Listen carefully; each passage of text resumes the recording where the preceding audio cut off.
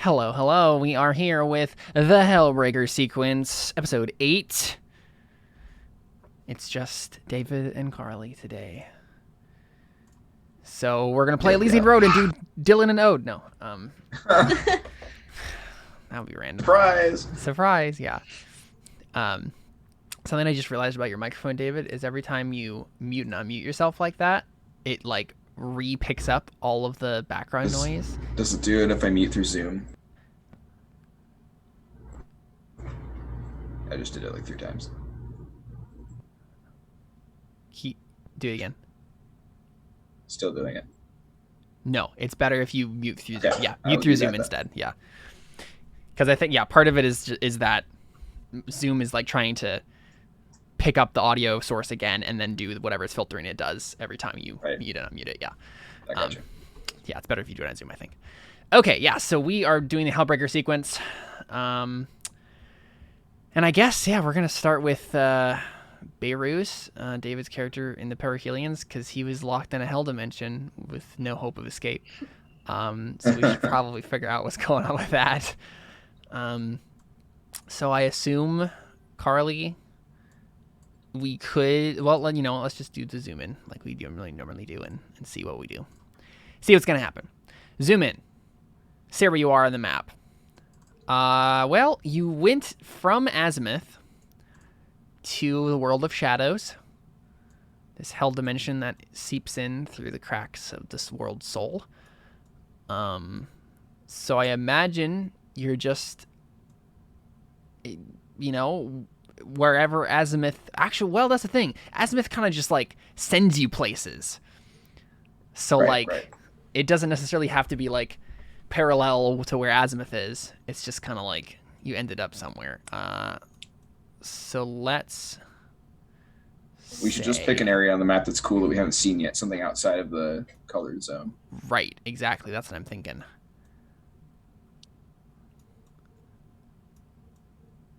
I think either Paradise Lost or the Ring of Perfect Weather would be cool. Yeah, that's what I was thinking too. One of those.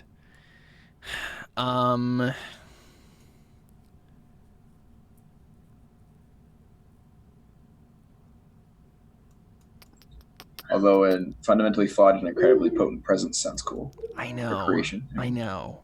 Let's just roll a d3. Okay, yeah. Paradise Lost. I was going to go counterclockwise. So. Yeah, I think... I don't know. Unless you have something for some of those. I have ideas for, a bunch of different things. This is so difficult to choose. I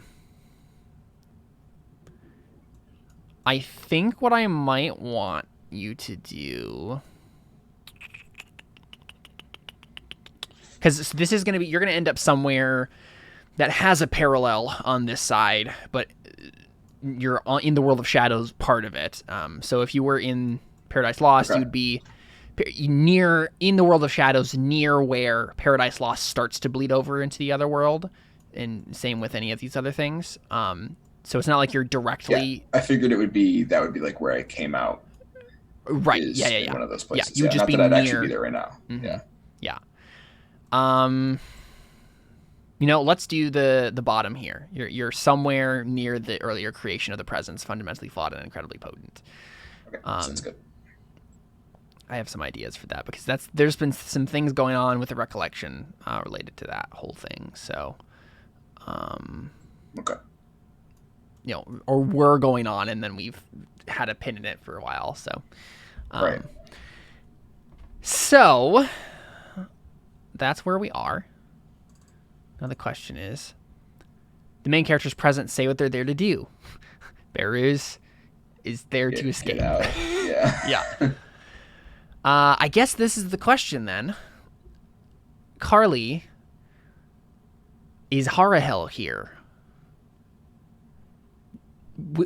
Could he show up during this? Because there's... Remind me where exactly we are and how he got here. So he was in Azimuth. Well, ironically, I was killing some heralds. Yeah. Oh, some right. heralds. Yep. And then I walked down a random tunnel because I didn't want to die, and then we showed up in hell. And Yep. Exactly. I mean, I imagine he could because yeah, my real question to you, summon right, red is threats to what's holy. yeah, exactly, right. What do you want to happen here? There's three options, right? Harahel shows up at some point. You play a quick character, which we make now, or you just watch. Any Well, of I those, don't know how whatever anybody else you. would be here except Nissa, who came with me.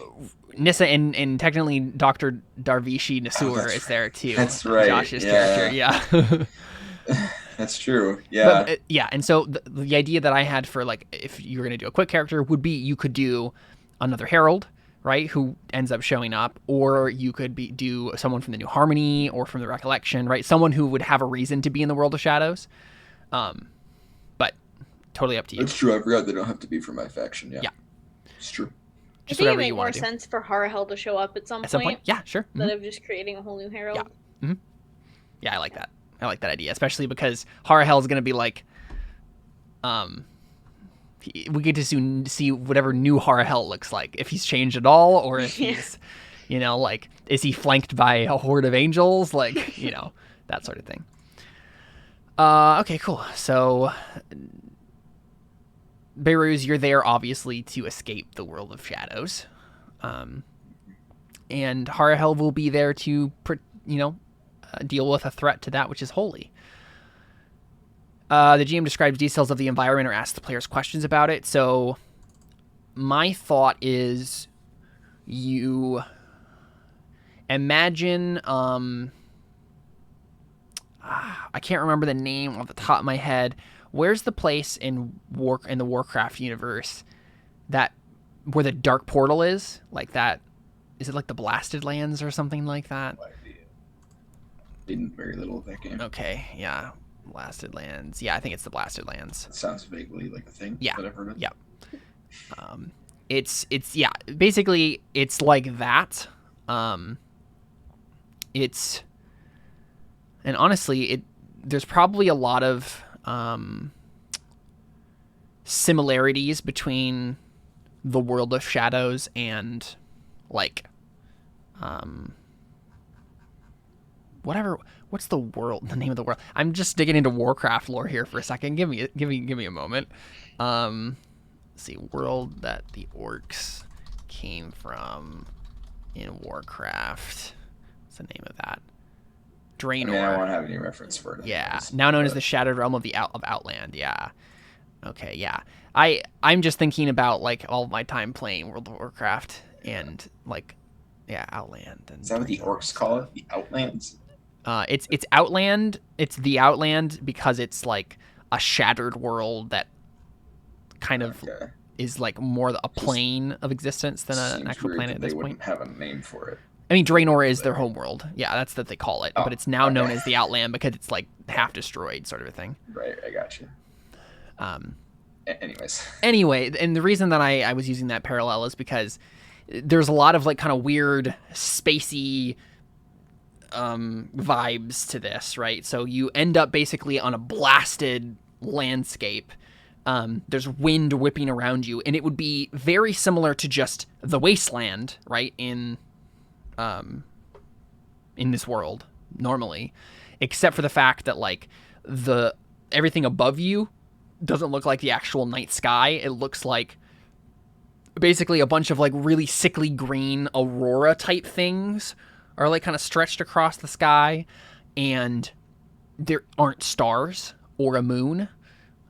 It's just blackness and these weird green auroras. Yeah, okay, I found a picture of it. Yeah. And yeah, so it's like this kind of like red desert, blasted land sort of situation. And you just end up basically on a ledge looking out over this like windswept landscape. That just, it seems eerily familiar, but feels profoundly off because it's not quite the world you're familiar with, but it's similar enough to be eerie. Right, yeah. And yeah, Nissa's behind you, holding her rifle and looking profoundly disturbed by everything that's happening, but trying to be like strong and bodyguardish. And then I guess Darvishi Not an Nasur. azimuth anymore.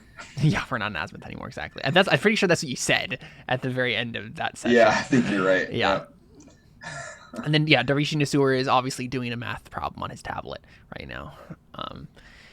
And that's basically the situation you found yourselves in, is you know that you're somewhere else, but you don't know where or what, or like what about this place is different necessarily. So Right.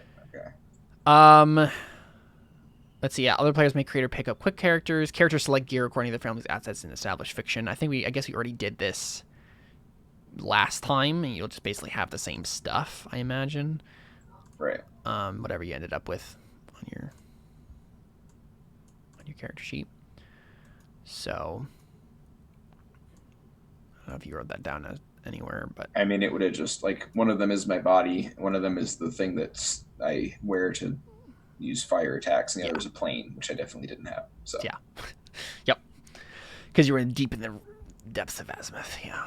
Right. Yeah. Okie dokie. So, it looks like you had 2 harm boxes marked. Mm-hmm. Yep. So honestly, you might as well just mark the third one and have it be you lost Taller, because that's what happened. Right. Right. That's the actual like thing that occurred there. Yeah. But yeah, you're in a blasted wasteland. I still have my like fire resonant thing, because didn't we use that as like a signal booster or something? I don't remember if I got it back from that.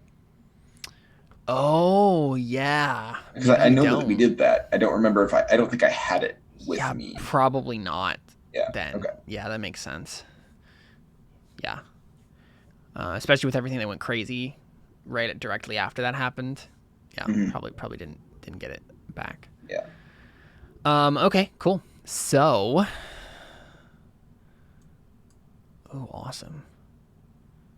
I can see a roll move that could trigger during this session for Barus. Okay, you're on this blasted landscape. What do you do?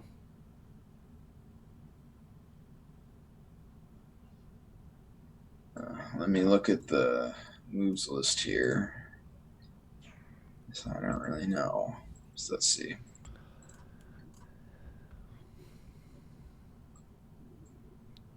Yeah, I mean, I think probably what you would do if your goal here, right, is just to like try to find the way out, you could just roll Wasteland Survival.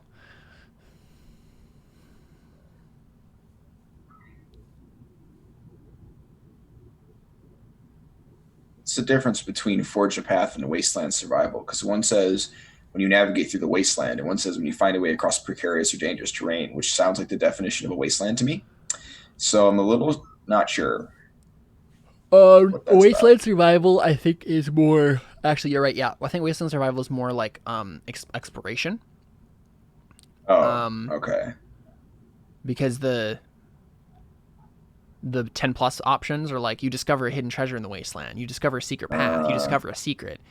Well, that sounds more like what I'm doing, because I don't know where I'm going. I'm just trying to find something to go to. So I think maybe that's more what I want to go for. Yeah, that's fair. Forge a Path makes it sound like Forge a Path would be like you find the like a path that could lead to the outside world, and you have to navigate through whatever treacherous terrain is between you and it. Wasteland Survival is probably what you're doing in the immediate, to be like, we're just wandering around trying to find something, anything. Right. Yeah. Okay. Yeah, cool. Sure. Makes sense. So yeah, I think he said he turns Nissa into forgetting Darvishi. Right. Dr. Nasur. Doctor, not going to remember his name. And says, all right, well, I guess I'm supposed to be fearful and trembling because of my injury boxes. Anyways, so I mean, he looks like he's trying to remain calm, but obviously, like, he looks shaken. Yeah. And he says, I think we were probably better off in azimuth. All right, we need to find somewhere to go. I mean, I don't even know where we are, but we'll have to start with something. So I believe that we're in a place that some refer to as hell? I'm not really sure what brought you to that conclusion, but either way. I mean, look around. There's nothing. Yes. There's weird green stuff in the sky. Looks like Is hell to me. hell in this world have the same kind of like fire and stuff? Is that all I Probably assume? not, because it's a desert. Like, I mean, Right. it wasn't a desert world, I guess. So true. But I think the thing in the mythology that has usually been referred to as hell is like the void, right? Like Oh, okay. Like Then that's that the makes sort of sense. stuff that is hell in this setting. Right. So he says there's an awful lot of terrain for a void. Either way, we need to get out. So, put that brain to something useful, find us a way out of here. And I think like as they say that, there's like this white triangular opening of light behind them that shuts, which was the way that they got out Yeah. of Azimuth. Yeah, that makes sense. So I will make that roll, Mhm. I suppose. So it's plus steel, Yep. which I have a 0 in.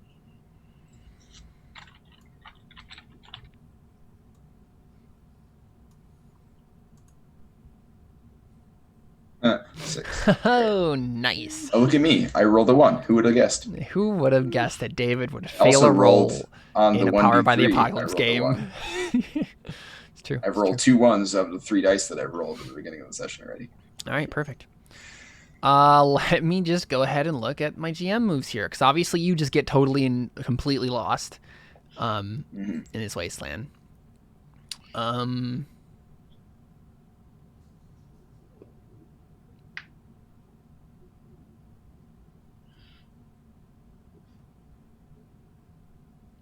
I mean, the chances of my character getting out of hell without taking 1 damage seems pretty low. So I'm not really sure it's worth it worrying about it too much. That's fair. It's fair. I guess it's 2 damage, technically. Yeah, before you die. So I think you end up standing on the edge of the world. That's what it looks like to you, right? There's nothing beyond. You're literally just staring into the actual literal void. He turns back to the doctor and says, maybe you're right after all. and I think like because of the way the terrain dips, like you didn't realize what you were about to step towards until you actually got to like the top of like kind of a little bit of a ridge, and then you're just like literally looking out over nothingness. Mm-hmm. Yeah. And Darvishi said, you say that, and I think for the first time in the whole time you've been with this guy, he just doesn't say anything. He's just like staring out over the void, like obviously disturbed as well. He's one hit thing mark away from his death move, so. Right, yeah. That doesn't leave us a lot of place to go. But yeah, you're staring out over the edge, and I think Nissa looks at you and says, what are we going to do? Her facade kind of like breaks at that point, and she's just like really, really disturbed. Well, I know that we can communicate telekinetically. I imagine that probably doesn't have the ability to pierce through whatever weird dimensional rift there is here. But he's going to try it anyways. Okay. Okay. Yeah. Of course. I'll see if I can get it to anyone on Azimuth. And sorry. What do you say? Spaces out for a second, and it just generally sends like to Azimuth a signal, just asking for someone to respond. Yeah. I guess that's really not how telepathy works. He'd have to send it to someone. So probably he would send it to Iskander? Yeah. You get no immediate response. You obviously don't like communicate, like link with him.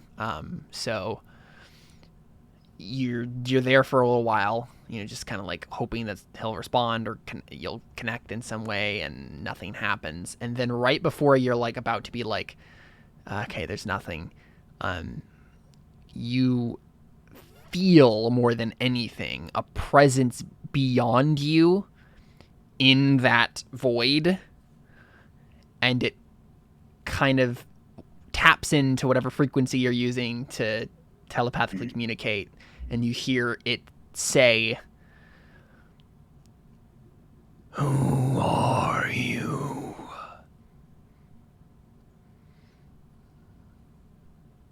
I should ask you the same question. You don't sound like a Skander.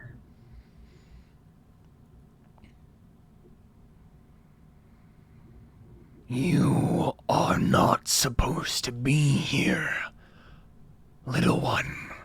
I am aware of that. Would you like to let me leave? Show me the way out? Why would I throw away such useful tools? Now, like you said, I'm not supposed to be here. But you are here. You have entered the world of shadows, and you will not leave untainted.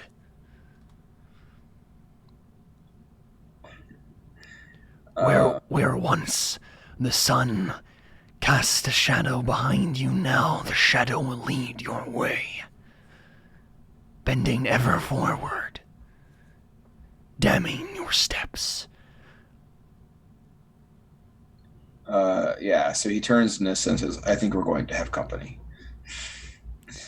And you're feeling more than actually seeing or hearing this presence from this beyond here. And I think, I'm trying to think. I think, okay, this is what happens. Suddenly, before you, there are like several, like, I guess, pieces of land that start to just kind of like manifest themselves in front of you that like lead as steps up to something that you obviously didn't see before, but it's like this, I guess, platform, maybe like 100 feet above you and then diagonally forward a bit. And then you just hear, "Come, Barrows. Come, speak with me. I desire your companionship."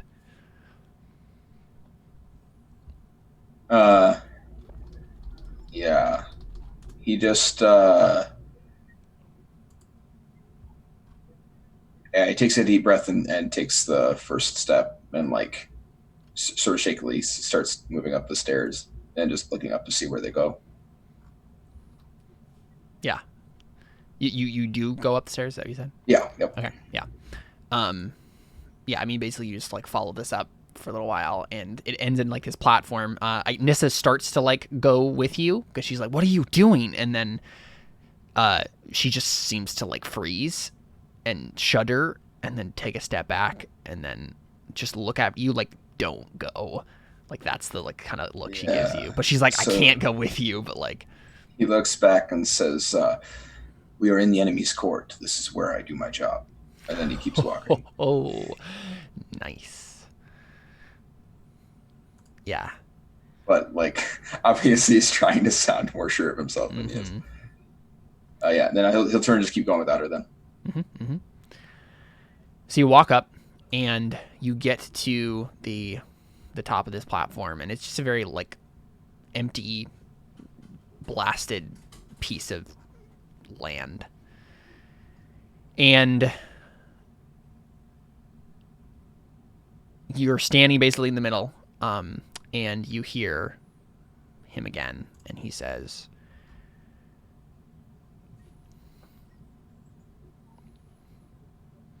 let's see,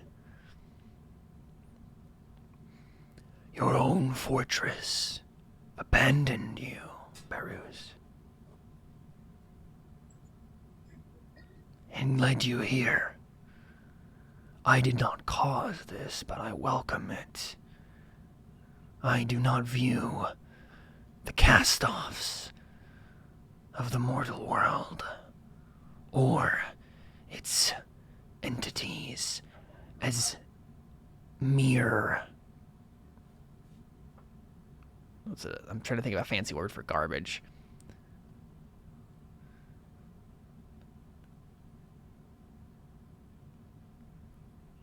Sorry, 1 second. Waste. Yeah, that's probably a good term for it.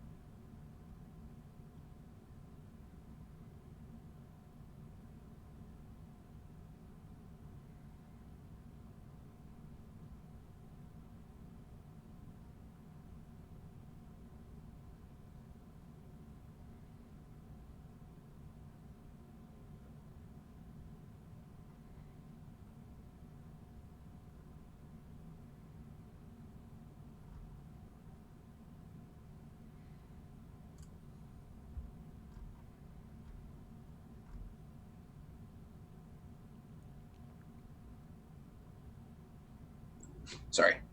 Could you repeat the last part? Yeah. Basically, he says, I do not view, he's like, Azimuth abandoned you here, and he says, Yeah. I do not view the cast-offs of the mortal world and its entities as mere waste, but rather as valuable assets. I have made this offer before to many who venture into my realm, abandoned. I can make you into something much, much more than you are. Before we talk about any of that, I believe I was rude earlier. I am Beirut, and I don't believe you introduced yourself either. I am one with no name that can be heard by mortal ears. Well, that will make it difficult to refer to you, but I suppose it is what it is. Are there others of you? There are. I am a general, if you will, of a vast legion. You may refer to me as the Black General, if you must refer to me at all. Okay, I suppose that's better than nothing. The title does well. So what is it that you have to offer, or whatever it was? Did you say said it was an offer, right? Yeah. Mm-hmm. Okay, yeah, to offer then. Yeah, he basically says, the world of Bastamen is changing. The cracks are opening wider. And everywhere, those who are desperate, or those who seek power, turn to me and mine. They can see that the harmonia is failing. The music that once enriched this world is dying. And what is left is another, far more deadly music. They will serve it or perish. But those who serve willingly are rewarded. The perihelions are some of the last vestiges of the old regime. I would have you.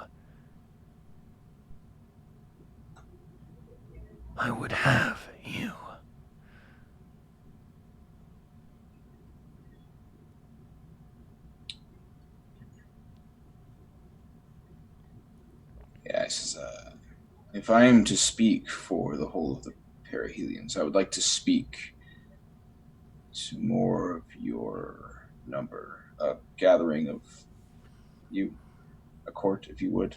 I need to know who you are before I can commit myself or my resources to you or accept your proposal. There's far too much unknown here. You must understand. Yeah. He says, do not forget where you are, Beirut of the Perihelions. You are in the unknown. What is before you right now, my offer, is the only known. I am not speaking to you as a diplomat. I am speaking to you as a man. There will be time to bring the perihelions. And you, in particular, are one who has been, as of yet, unimpeded by the particular ancestry that so doggedly infects the ranks of the perihelions, gets them to be the same over and over again and into infinity. I offer you the chance to break that cycle, to refuse to revisit the sins of your ancestors, and instead come with me to a new era, a new world, one that is not in the hands of those who destroyed it.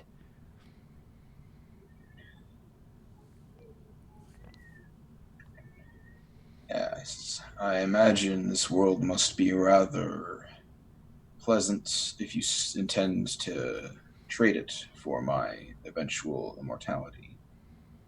It's a gift many seek, and if I should give it up for your offer, I suspect it must be at least equivalent. Of course.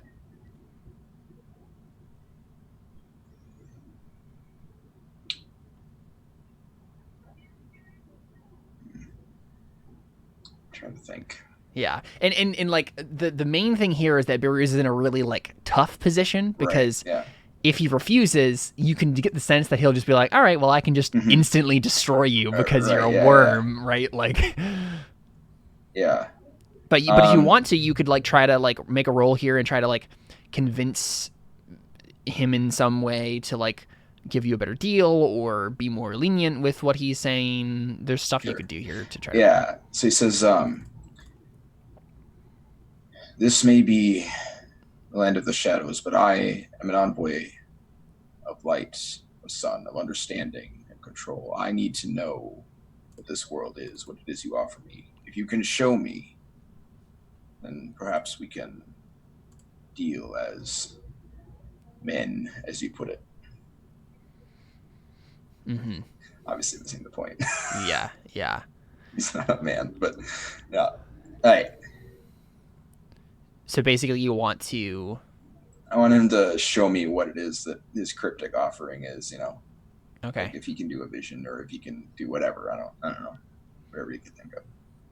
So I assume I'm trying to make a move here. I'm trying to decide, yeah. Find common ground, probably. And he has someone to work with you, yeah?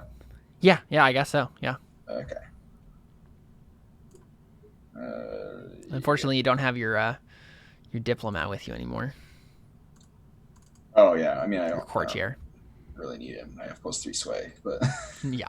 he would have helped, but yeah. If I fail this roll, which I'll probably get 2 1s, but yeah, I got 2 and a 1. Oh. Knew that was gonna happen. David, I don't know why I bother with these games. How? I don't know why I even bother. Powered by the Apocalypse is just not your game. You always fail. This is why my character has to have 9 armor before I'll touch the game. Right? Yeah. Wow, that's crazy. Okay, yeah. So I think. All right. So is there a? Oh no, that's only if you get a hit. All right, never mind. So I think what happens is. Okay, I need to look at my GM moves here and decide a couple of ideas that I have. I guess he would have helped. He would have given me a +1. I would have got a 7. Yep. Well, maybe. But.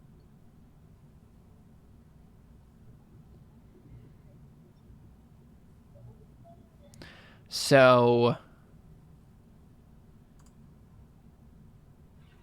basically you were asking, show me what you will do, right? Like show me your actual offer here. Show me the power that you have, what being part of your regime means. Basically, he's saying I'm not stupid enough to just say okay before I have an idea what we're talking about. So I think what happens is you just hear a hollow laughter come from the nothingness, and then he says, Very well.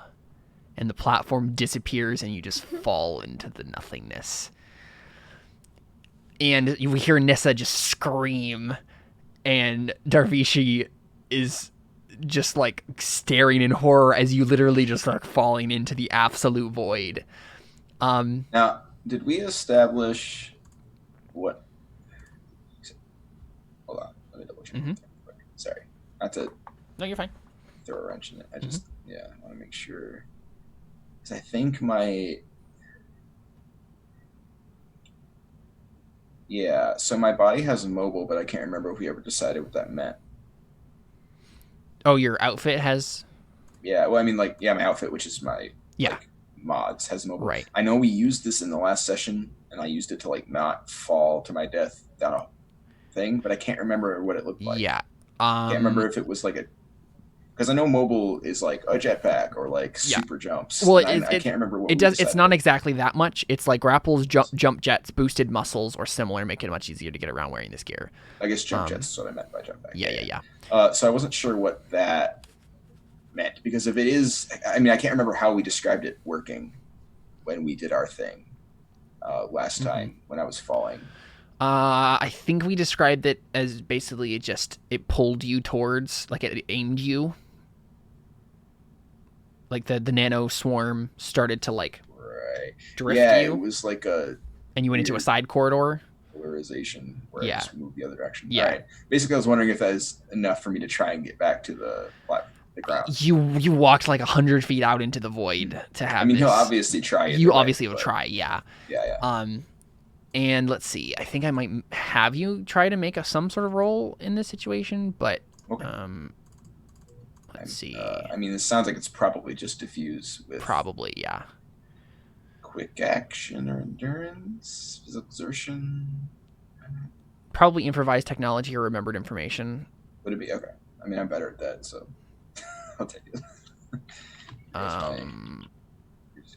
Well, no, probably not, because the nanoswarm thing is like an inherent like subconscious thing. So yeah, it would be probably like steel. Yeah. Okay, that's All right, snake eyes. Oh, look at that! I rolled one. Well, there you got it. Yeah. So basically, what happens is you start falling, and then you. Again, like the nanoswarm physique isn't like you can fly, but it's you're obviously like your what's the word I'm looking for? Your descent. There you go. Your descent is like trajectorized, like it starts to just. Did you ever play the Deus Ex Machina games? No. Okay. Never mind then. Basically he has like a mod where if you fall really far, this like weird electric bubble shows around him and he just kind of floats right before he hits the ground. I kind of imagine it being like that, except he can push in any direction, including probably down to like float, but like you said, he couldn't fly. It's not that strong, but because he's falling far enough, he has enough time to push himself over, I guess. Yeah, and I think basically what happens is you manage to, because of the situation you found yourself in, there's no way you could actually get to the ledge before you've fallen like 100 feet or more into the void. But I think what happens is you manage to push yourself far enough that you, and it's really terrifying to see this, but like as you're falling into the void, you realize that the land that you are on is also floating in the void. And so it's like a Cloud City situation, like in Bastamen, where you're on the very last part of it on the bottom that you could have grabbed. You grab like one like hanging outcropping of rock on the very edge of it, and you were literally dangling above oblivion. Right. Nice. Okay. So now I should probably try and climb, huh? You could. I don't know if I have any other. I mean, you're hanging there, right? And it's a long moment before you could do anything else but just hang there, because you're just like, that's all you can do to not fall. Well, and he's probably using that thing to like help himself maintain his grip or whatever. Yeah. But then you hear in your mind again, you hear, very impressive, but futile. You are in my domain. What do you expect to accomplish by running? What do you expect to accomplish by throwing me away? I thought you said you didn't treat mortals like waste. This is not me discarding you. This is me embracing you, Barrows. He looks down at the nothing and says, it sure feels like discarding to me. That's because you haven't felt the touch of the void. And when you do, you will never return. And he means that in like, and you can know this just because of his innate link with you. You know he means that not in a sense that you'll die or like be trapped forever, but rather like you will always seek the embrace of the void after that moment. Sort of a thing. Whether or not that's hyperbole, you don't know. Yeah. Is there a roll I can make to see if that's... I mean, you said I just know he means I won't die, right? Yeah, you're not going to die. Okay. You can tell that much about him. Right. Let's see. You asked me to show you. I will show you. Yeah. Okay.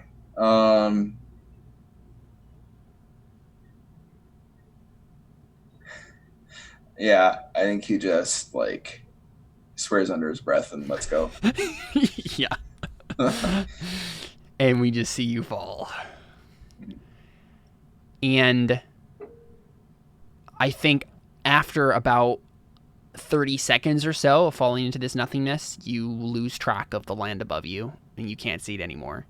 And it's almost like the void becomes thick and tough and like substantive shadow is what you're falling through now, almost like clouds of shadow. It starts to engulf your vision and everything else around you. You can feel it kind of almost like dragging you down like arms. Okay.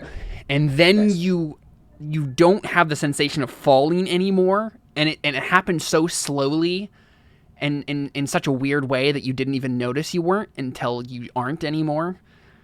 Mm-hmm. And you're kind of hanging in just like kind of like a general mist of darkness and shadow. And then you see Real quick. So his clothes are made out of like projected solid light. So does anything happen to that when I get dipped into solid shadow? oh Like, yeah, do and not, they go I out. assume? Yeah. Yeah, okay. Yeah. So then instead it looks like basically rings with fabric. Yep. Like really thin fabric connecting them where the light comes out instead. Yep. Mm-hmm. So that it's still their correct rating. Yeah. Oh right. Yeah. And I think you tell me, Beirut, who is someone who's like the most important person to you in your life, living or dead? Oof. Who's like the person you think about when you don't think when you like think about that person who's most important to you? Like who do your mind dwell on? Right. Honestly, I think it's right now it's probably Eskander, but not in like a Friendship way. yeah, and more like a he's the person who has the most bearing on what Beirut is trying to accomplish. Yeah. And is sort of the crux of that. And I get the impression that Beirut is very like work focused. Yeah. So I think that because of that, like That makes sense. all this stuff sort of encompasses him. And so the fact that Iskander is at the top of that and is sort of not of the same mind as him means that he's sort of at the forefront of his mind. Sure. Would you describe Iskander for us as he walks out of the shadow in front of you?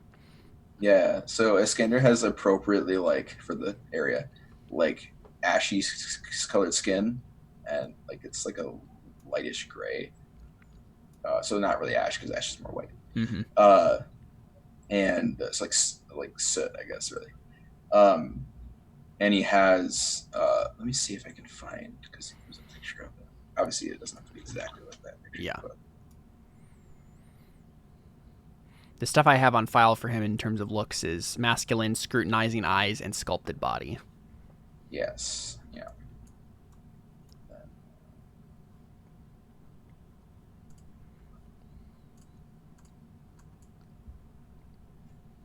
Here, no, that's the wrong one. Looking through all my Pinterest boards. There's so many of them now. All right. Yeah, serious. Okay. Yeah, so he has kind of like shorter black hair. And like for being, you probably wouldn't be able to tell that he is a perihelion by looking at him. There's nothing like obviously gold about him. I think maybe his eyes might be kind of weird. I think I might have written something about his eyes. Was it that picture about the kind of like creepy looking black haired guy? Yeah. So it says his eyes are shining. So I think his eyes are like solid gold colored, but otherwise there's nothing weird about him except like visually, except for his skin is like a weird sort of gray. Okay. And he's wearing like just not like a loincloth, but like I guess like a short, like almost like shorts, the kind but of like things that Romans would wear over armor, but obviously more complete than that. So kind of like a skirt, but not. You know what I mean? Yeah. Sure. And it's sort of just fabric. Yeah. Sort of, yeah, and he says, let's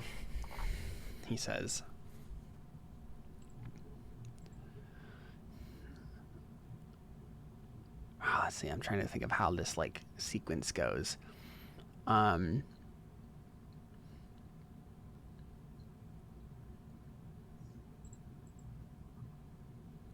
think what we get is there's like music starting, this like kind of really suspenseful music. The strings start to like rise as a cluster, and it gets to the point where Iskander like steps in front of you and then basically says, "Let us begin." And then the string rises and we cut, and we see Nissa and Darvishi up on the top of the ledge, and they're just like looking out over the void, and Nissa has just been screaming her throat out, basically, sort of a thing, just like, "No, Marus.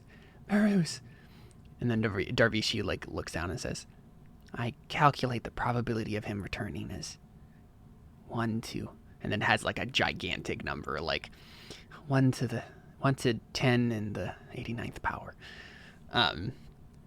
And then suddenly from behind Nissa, Harahel appears. Tell us, does anything look different about Harahel? Is he?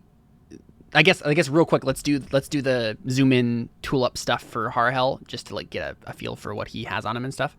He's been called by one of the most intense calls to, save something from that or protect that which is holy that you've ever had. And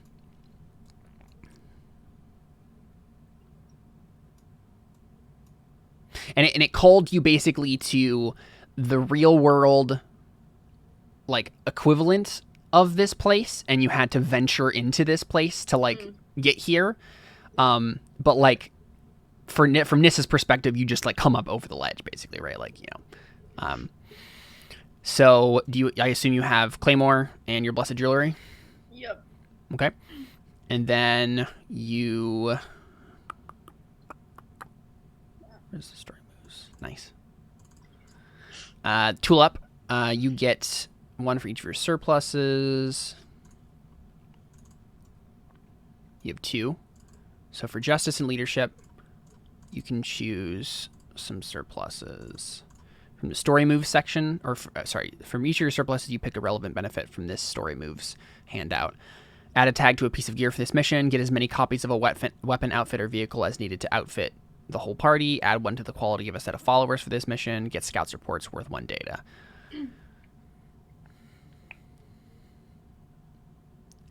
And I guess, honestly, according to the rules, you don't have people with you because you don't have that as an option for gear up.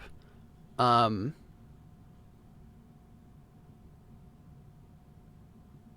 yeah.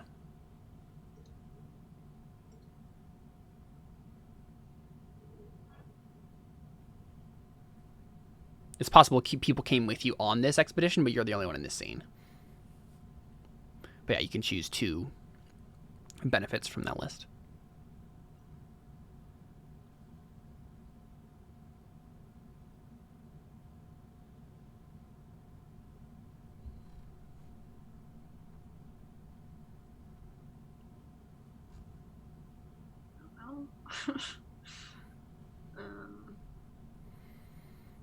Remind me what tags on gear do? It gives you more options for what they can do narratively. Okay.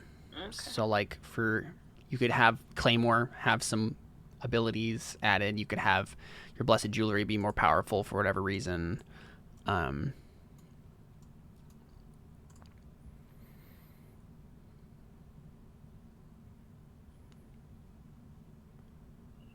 see if there's some options here that make sense.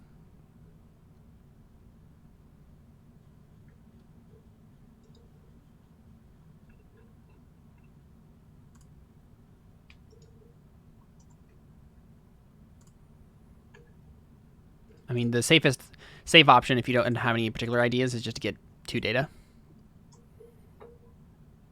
Yeah, that's probably what we'll do. Yeah, that's totally fine. You have 7 data to work with now. Got lots of data. You can always spend that to get advantage on a roll. So. Yeah. Cool. Yeah. So you appear behind Nissa and Darishi, and you know that something is horribly, horribly wrong with this entire situation. You don't know what it is yet, but you've come here and there's a threat to that which is holy. Nissa turns and then raises a rifle. What are you doing here, Harold?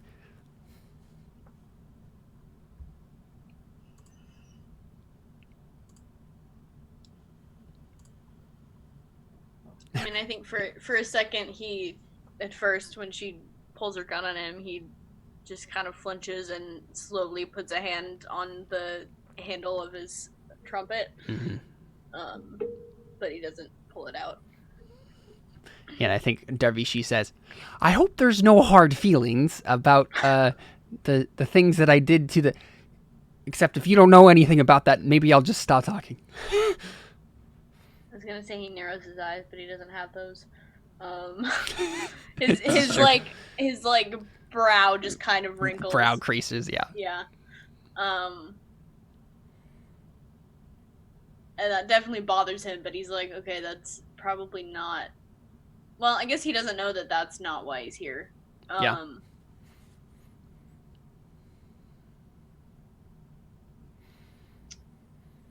I mean, I think he just says, something's not right here. What's happened? And Nissa seems to hesitate at that. And she says, who are you? What are you doing here? I am Harahel the Vibrant, and something has threatened the Holy. That is why I'm here. And Nissa just takes one side glance towards the void again. And you can make a roll here to try to convince her that to try to basically just put her at ease, I think. And this is probably diffuse with sway. Excuse me.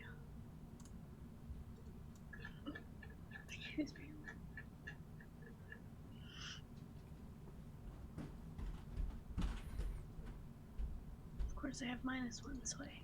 I think you have 0, right? That's no. what it says on this sheet. Oh. I have it. -1. When you change rolls, you get to add 1 to a stat or get a new move, and I think you might have done that. Oh, okay. I just didn't update it on the document. Because I don't think you got a new move. Oh, no, you did. No, I did get a new move. You did. Never mind. Yeah, you got tactical computer. What are the rest of my stats on that sheet? It says 0 force, 1 lore, 1 steel, 0 sway. Yeah, I have sway at -1. Okay. On here. Yeah, I don't know why that's probably the more accurate one. Yeah.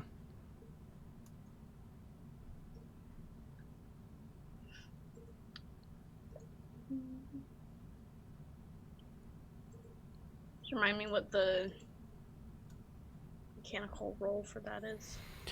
/R space 2d6 -1. You can also spend a point of data to give yourself advantage, and then you'd roll 3d6 instead. Okay.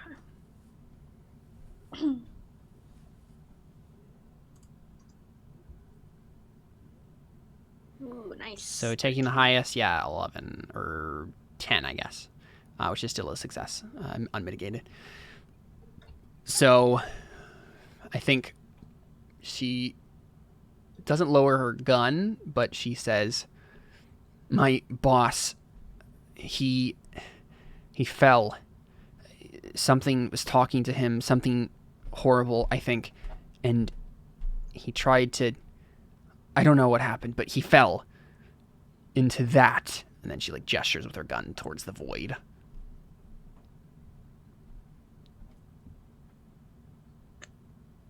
He starts walking towards the edge and just peers over. Yeah, and Nissa just is like following you, not exactly pointing the rifle at you at this point, but like, you know, it's ready. Yeah. And she says, do you know anything about this place or what's going to happen to him? Is there a roll I can make to figure out how much I actually know about Unearthed where? forgotten lore. Okay. Obviously. I'm assuming that's rolled with the lore. Yep. Yeah. So that's just 2d6. Mm-hmm. Again, you can always spend a point of data. You have plenty to spend.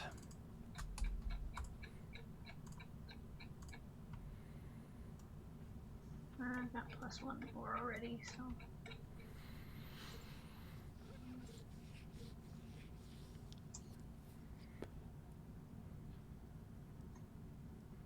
There you go. They need it. Yep. Okay. You get a point of data back. So you have 7 again. And you can ask me 3 of the 4 questions on Unearthed Forgotten Lore in character moves. And what is you asking about? Like this place? Yeah, like World of Shadows? Yeah. Yeah. Where am I? What is this place?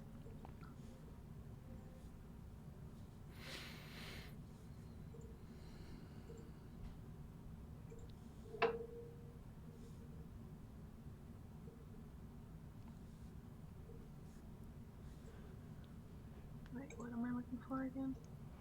Unearthed Forgotten Lore in character moves.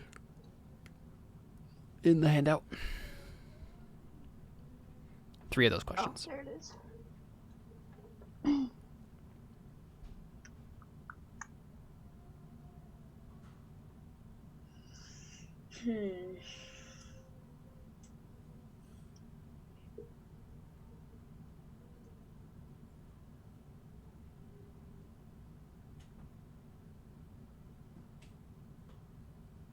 Where is it drawing power from? The What dangers Discordia. is it hiding, and how can I turn it to my advantage? Yeah. It's obviously a horror. Yeah, that's why I didn't think it's drawing power from the Discordia, right? Like that, the music that threatens everything.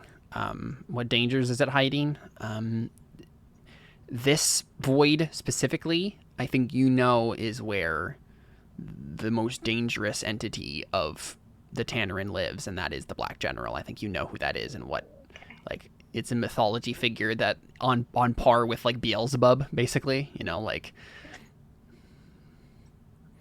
And how can I turn it to my advantage? I mean, it depends on what you mean by that. In the same way that you asked this question with Iseret and stuff, you could always join and turn it to your advantage, right? These things have power that they can give you, but in terms of turning it to your advantage and remaining a servant of God, I don't think you can turn the world of shadows itself to your advantage, except maybe the way I'll answer this in this particular situation, because your guess is that something similar to what is actually happening is happening, right? You think you guess at least part of the actual truth here, and that's that Beirut is being drawn into the world of shadows and, you know, talked to or destroyed or corrupted or whatever else. You don't know exactly what's happening by the Black General. And you could turn this situation to your advantage by drawing attention to yourself instead of him. right? Like if you want to stop whatever's happening, and your guess is whatever's happening is the thing you came to stop. Yeah. You could draw the Tanarin's attention somehow.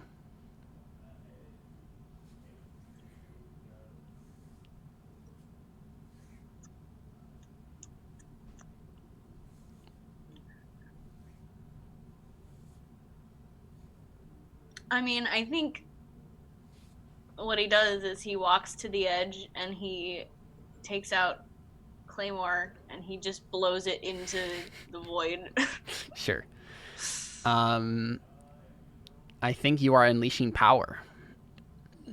What do you want to accomplish? What do you want it to do? I mean, just make a distraction. Right. Basically, you're just like whatever's down there to stop and you're heralding the arrival of good. Yeah. That's what you're doing, right? You're blowing the trumpet and heralding the arrival of good. Okay. Yeah.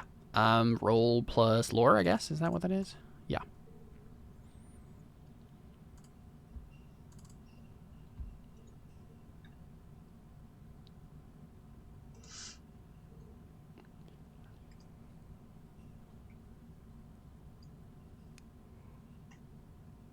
Oh no! No. So many sixes today. Yeah. So bad. Yeah. So I think what happens is you don't get the attention of the Black General at all. That's still going. But you do gain the attention of some other Tanarin. Right. And yeah, so you see some giant. They look like what are they called? Not cuttlefish. Maybe it's cuttlefish. What's the like type of? I need to look up cuttlefish now because this might be what I'm thinking of. Talking about blowfish? No, the type of things that are similar to cuttlefish that have like the shells. Oh, that's horrifying. I don't know what it's called exactly. Animals like squid. Yeah, I was gonna say it's another squid-looking thing. With some cephalopods. There's one in particular that I'm thinking of. Oh, I found it.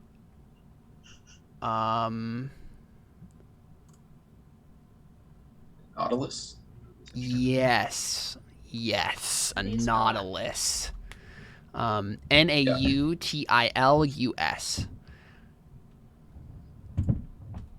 It's fun.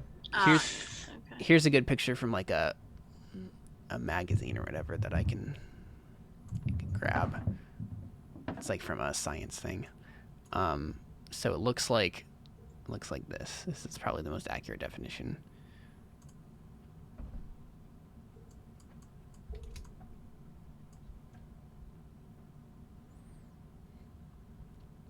Yep. So it's like some sort of giant eldritch monstrosity in a shell, except it's all like dark and purple and stuff.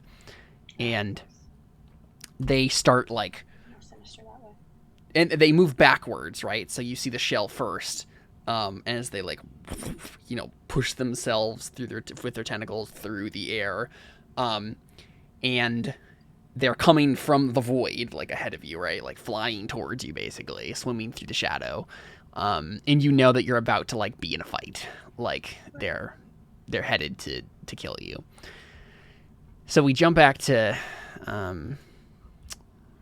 Beirut, and Iskander is in front of you, and he says let us begin. And then he basically says,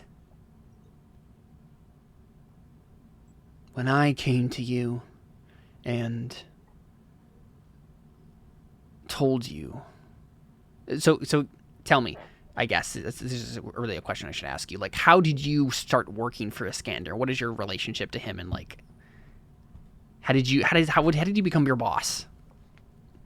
Well, so Iskander's been around, I think, before Beirut was. Yeah. Iskander's been around for a long time. Yeah. I don't know how long Beirut has been around, because that's sort of the thing about the Periland, but not as long as him. So I think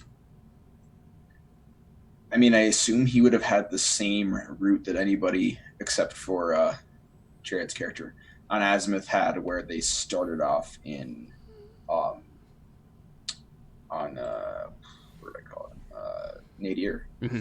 and then they had to prove themselves to the people on Azimuth in order to ascend, quote unquote. Yeah.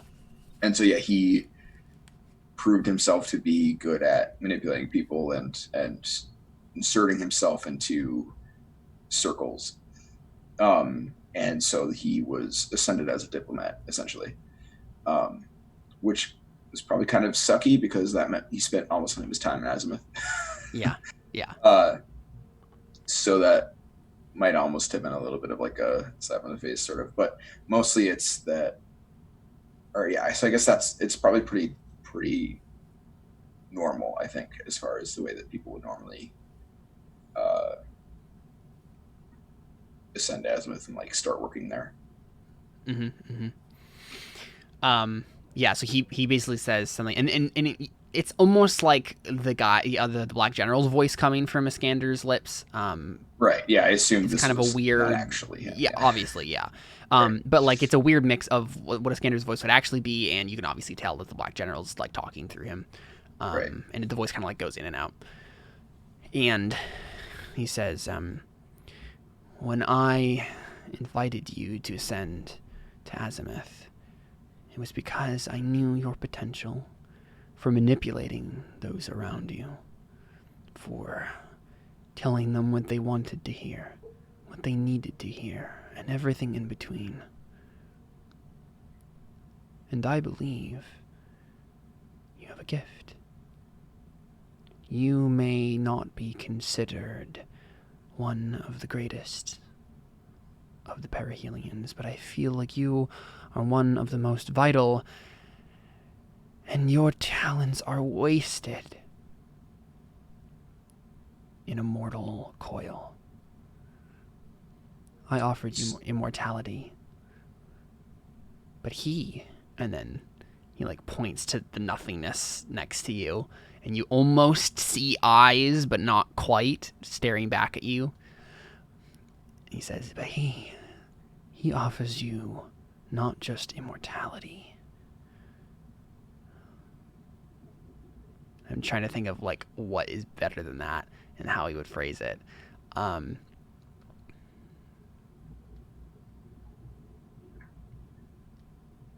Not just immortality, but virtual omnipotence.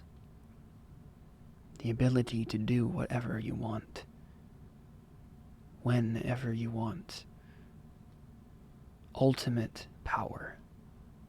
What good is a life that lives forever if you cannot even accomplish what you desire? So I think he turns and looks at the shadow where he pointed instead of at Iskander. Because, I mean, for obvious reasons, he knows it's not Iskander because he knows how Iskander would talk and what he would say, and he knows that's... And also, I mean, it's obvious to us, it's probably obvious to him. Yeah. And, yeah, so he looks at into the darkness instead, and he says, I have made enough fake deals to know too good to be true when I hear it. What is it that you're actually offering me? He smiles, and he says, let me show you. And you are now like floating above the world of Bastamen, like the actual world, and you see what looks, I mean, it looks really pitiful. Like this whole place is just, you see it from this like cosmic view, and it's a dying old man on its very last breaths, and he's basically a coma patient at this point. But what you see behind it, seeping in, the child that waits to be birthed from the death of this tired, ragged old man, is something absolutely glorious. You see the cracks in the world's soul, and I don't know exactly how Beiruz would interpret that in his own mind, but however you do, you can tell just innately in whatever way you would filter it through, that that it is like the soul of the world itself that has like these cracks in it, and the Discordia and the Tannerin are like coming through, and basically if it keeps on like this, it will consume everything else, and whatever is left, the new world, it will be infused with this power. Where right now Bastamen is just like a dying husk. It's devoid of power. The music that once lived on it, it's very quickly receding, and something else is going to be infused into the world and make it into something very new. You're on the cusp of a new apocalypse, except it's like a eucatastrophe and not a catastrophe. Right. Yeah. Okay. And yeah, so I mean, the world after it's been infused with the Tannerin's power, what is it? Can he tell what the world looks like at that point? No. What that does to the world? It's just a feeling, right? You know that it will be infused with power, and if you have already tapped into that power, then you will like be able to manipulate it, right? Like the world itself will be infused with the very same power that you will now have the ability to control. And so that has to be good for you if you join, right? That's the message that he's trying to send. And I think Beirut can tell at least somewhat that, like, obviously this is like a propaganda video, right? Like that's what you're seeing right now. But... Right, yeah. So yeah, I think he stares at it for a while and sort of thinks, and then he says, and what is it that you gain from this?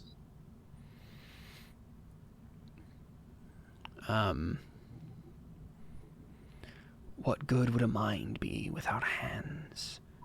What good would a mind be without feet? What good would a mind be without utensils to interpret? Without utensils to manipulate? Without utensils to control the world around it? The Tannerin are the mind, you all are the body, and together we will have dominion.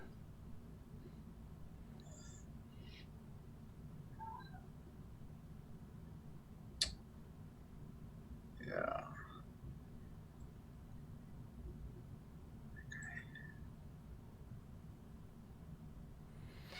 And you see, from this cosmic eye's view, you see suddenly, as if, like, you're obviously very far away at this point, but somehow you can see very clearly, as if she's standing next to you, a small girl named Iseret, who is walking around right now through the wasteland, and there is a presence near her, next to her, bound to her, that is, following her. And you can sense that, like, all of this stuff that this guy is talking about, like, she is, like, almost the incarnation of it, more pure than anything else.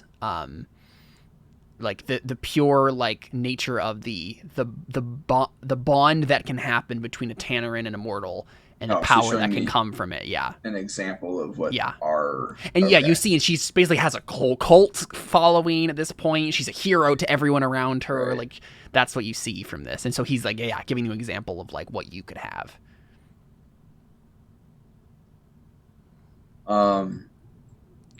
Now, the shadow itself has been talking to me now, right? Not Iskander. Yeah. Since okay. So yeah, I think he turns back towards where Iskander was standing, or unless he's still there. I think he's still there, but, like, he's just kind of standing looking at you, like, blankly. Yeah, so he looks back at Iskander and then turns back to the shadow and says, Yeah. I can think of what he said. I don't know.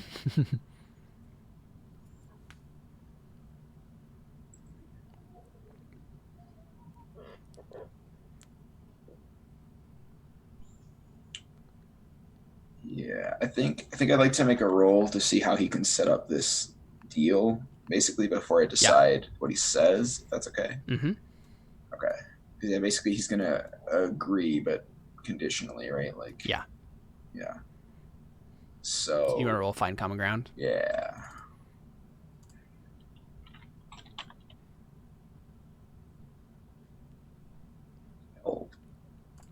Nice.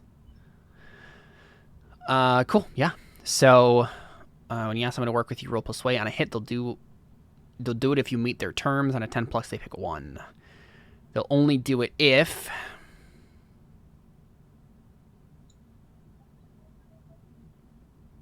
So you pick one of these, right? Yeah. Well, and so okay. Yeah. So what he actually wants Go ahead. is functionally, because essentially what he described was servitude, right? Where the mind and you're the body. So what he wants is, because power is useless if you don't have any ability to use it, right? Like, so if he has all this ability and then he's not allowed to use it at all because he's ruled by something else, it's pointless. So he wants to ensure that he and whoever comes with him or whatever as a part of this will have autonomy, right? That it'll be kings ruling under an emperor and not serfs underneath a lord kind of relationship, right? And yeah, so I think basically he says so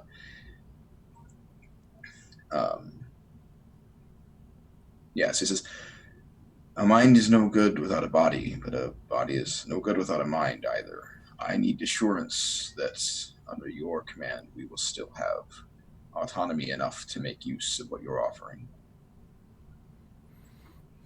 Okay. We are rulers of this world, and we will not... I mean, regardless of what I say here, my people will not step down from that role. Yeah. Yeah. I think the thing he's going to choose is, like, you give them something now that's worth it. Mm-hmm. And I think, and I think the answer right to this is, like, all right, Beiruz. Like, okay, and I'll just say it, I guess. He says, I can agree to this. It is the nature of people to want to be above, to rule others, to stand in the place of God. I would expect nothing less. But gods have to make, but gods must have sacrifices. The pleasing aroma to herald their way into ascension. And he just leaves it hanging there, like... Yeah, he says, there are no shortage of enemies to the perihelions. We would be happy to serve them up to you, as it were. Yeah, so he almost chuckle. He has like a hollow chuckle, almost as if like that's not what I was talking about. But I will gladly accept that as well. And I think he says, for the perihelions, I would expect nothing less. But for you, Beiruz, for you to be the linchpin of this offer, for you to be my ambassador.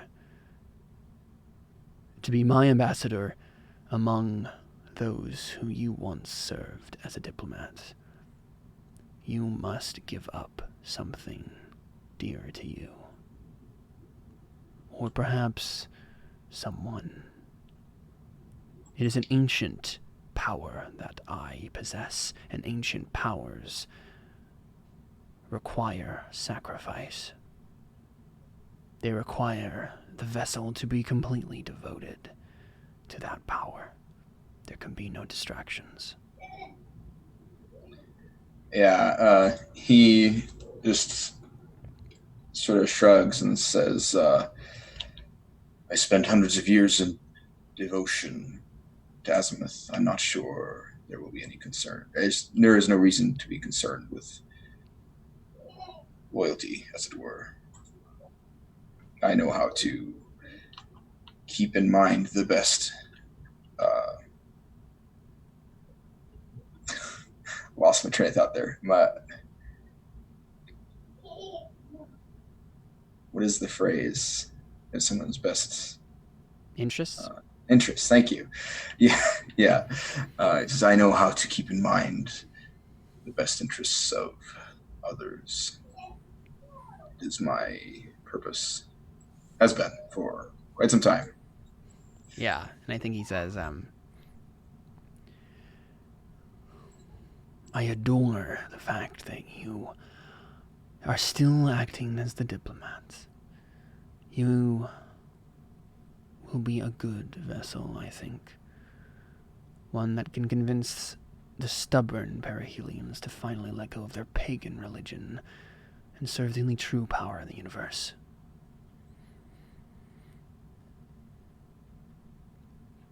Yeah, it says. I will. Yeah, sorry, real quick, he's going to say, I will bring you back. But you know what you have to do. It will become obvious. It will become. I think he says. Let me phrase that a different way. Okay. I think I will bring you back, and the thing dearest to you will die. You will ensure it, and our deal will be completed, or our deal will be consummated.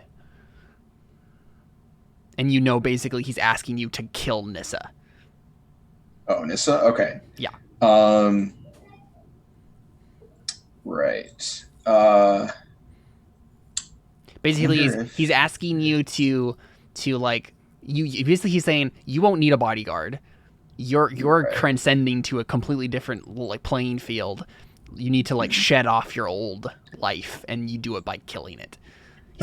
He's pulling a Kylo Ren here, right? Right. Well, so my hesitation was that I don't know if Nissa is the thing that's most important to him. I don't think he meant like the most important, just like okay. something that is important. What would be the most important? Would it be Iskander? Well, no. Yeah. It would be. I mean, I think kind of.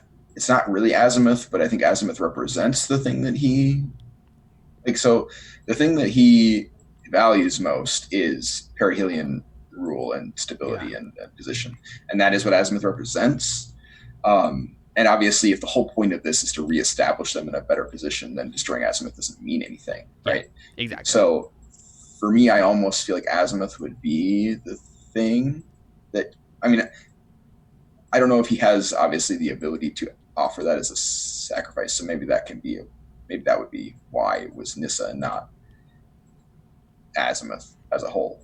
But I feel like Azimuth as a structure is the thing that would be the most like difficult for him to give up and mean the most. Yeah. So, but I don't know if that's like immediate enough, right? Because obviously this is in this guy's right grasp. Yeah, and I think that's part of the point is because it's just about giving something now that's worth it. Yeah, that's right. It's a very good point about Azimuth, though, and I think that will definitely be an evolution of this. Is eventually the Black General is going to be like, yeah, Azimuth is like the symbol of the only other power besides the Harmonia that's like opposed to us. Right.